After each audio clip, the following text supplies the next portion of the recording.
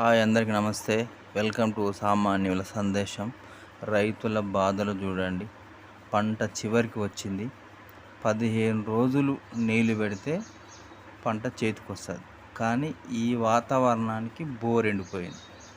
Bore ఎండిపోయడం వల్ల మళ్ళీ కొత్త బోర్ వేయాల్సి వచ్చింది. దేవుని దేవల్ల బోరు పడ్డది కాబట్టి ఏం కాదు.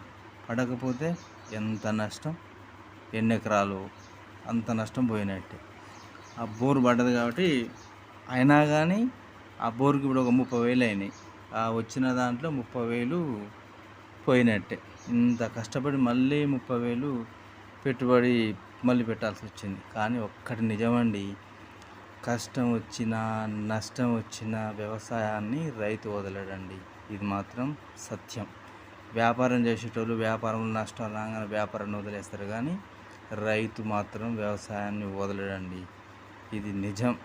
అందుకనే రైతు రైతు రైతు అంటారు. రైతుకు ఒక హ్యాట్సప్ చేయండి.